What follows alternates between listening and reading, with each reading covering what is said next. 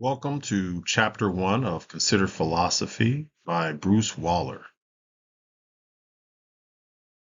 The term philosophy is comprised of two Greek roots, philo and sophia. Philo means love, or specifically fraternal love. Sophia means wisdom. Now, it's important not to confuse wisdom with knowledge. Uh, I like this example to differentiate between the two. Knowledge is knowing that tomato is a fruit. And although we put fruit on ice cream, we wouldn't necessarily put a tomato on ice cream. And that's wisdom.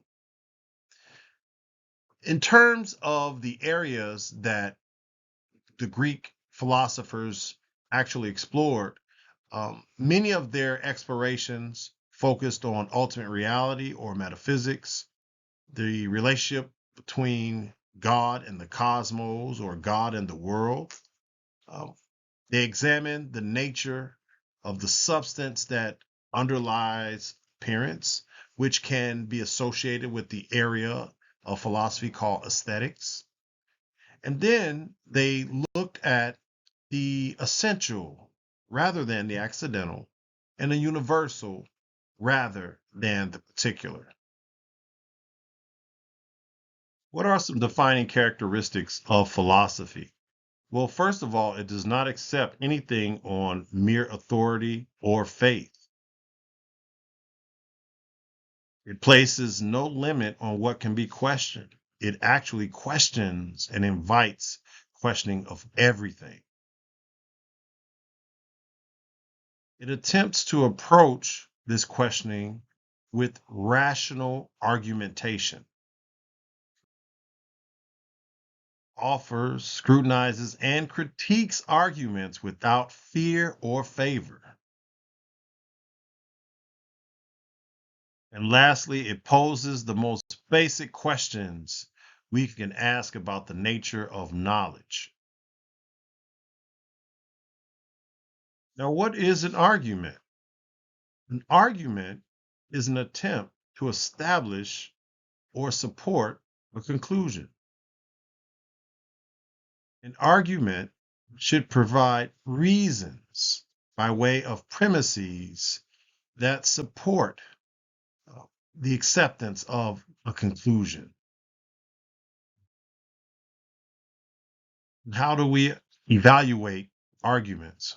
Well, we decide if the premises are in fact true, and then we see how effective are these premises at supporting the conclusion.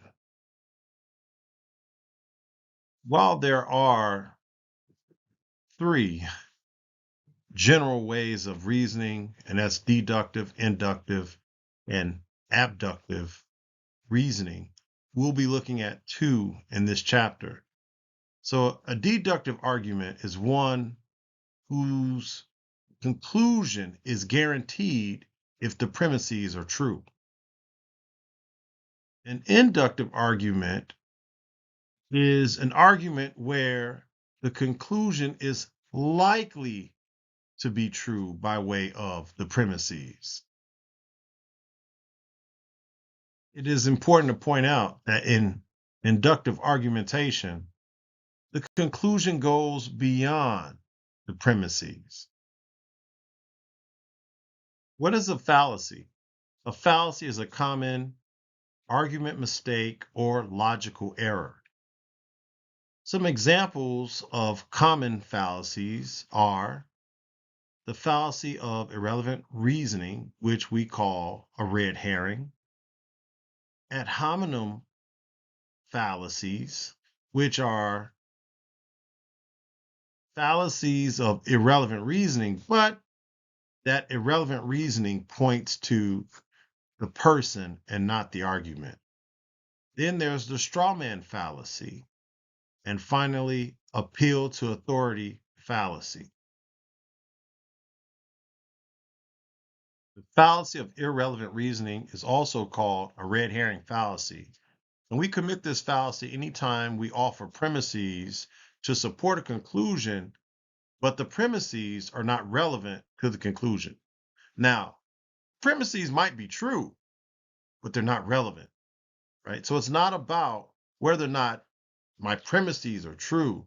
It's about, are your premises even relevant to the conclusion, which is the central focus of the argument? So the best way to avoid a red herring fallacy is to make sure that not only are the premises true, but try to ensure that they're relevant.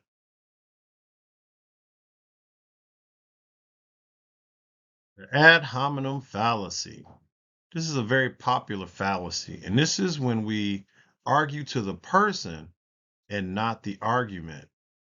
As a matter of fact, the ad hominem fallacy is a type of argument of irrelevant reasoning. The difference is that it is specific to attacking something about the person rather than the arguments that they're putting forth. So the argument can also be an attempt to not touch the reasons or the premises of an argument at all. And you dismiss an argument because of something irrelevant about the person. Now, are all ad hominems fallacious? No. If you're giving testimony or you're asking people to trust you, then yes, there are things about your character, things about your person, things about your history that become relevant to that discourse, exchange, or context. But when you're arguing, again, not giving testimony, but arguing, then you have to deal with the arguments regardless of the person. And I know that's hard to take. I know that is difficult to sort of accept because often we are defaulting to looking at the person and deciding on whether or not we're going to accept their arguments. And that, of course, is an ad hominem fallacy. The arguments must stand on their own, regardless of the person putting forth the argument. The straw man fallacy. Now, this fallacy is committed when we distort, caricature, via exaggeration or other types of misrepresentation, someone's argument. And then we argue against the distorted or the remixed version of that argument, which is usually extreme or weakened. It doesn't have the same force, perhaps, as the original argument, which is why we often intentionally commit the straw man fallacy. But the straw man fallacy can be committed intentionally or unintentionally. Anytime someone's argument is misrepresented, that is a type of straw man fallacy. And so this, of course, prevents a head on or direct confrontation with what is actually being argued because so much time and attention is given to arguing that which is not being argued. The best way to avoid this type of fallacy is to be fair and charitable in how we present someone else's argument. An appeal to authority fallacy is committed when we appeal to an authority that is an authority in another area of expertise, and then we apply that authority to some other area. One of the best examples of this would be the usage of celebrities to sort of convince you to buy products. These celebrities might be masters in their respective fields of endeavor, but that doesn't mean that they're qualified to tell you, what car to drive or what soft drink or what shoes to wear. And so to a degree, advertisement is saturated with appeal to authority fallacies. Another type of appeal to authority fallacy is when we attempt to shut down all discourse because an authority from that relevant field said something, and their assertion or their argument or position becomes the absolute truth, and therefore there should be no more discussion, there should be no more dialogue, there should be no more arguments. That is another misuse of authority, and that's a type of appeal to authority fallacy. Anytime you try to use authority or authorities or experts to eliminate all discourse, then that you are committing an appeal to authority fallacy. No expert could shut down questioning or discourse. They, of course, can contribute to that discourse, and their contribution is weighted because they're an expert, but no expert from a particular field can shut down all discourse or questioning in that field.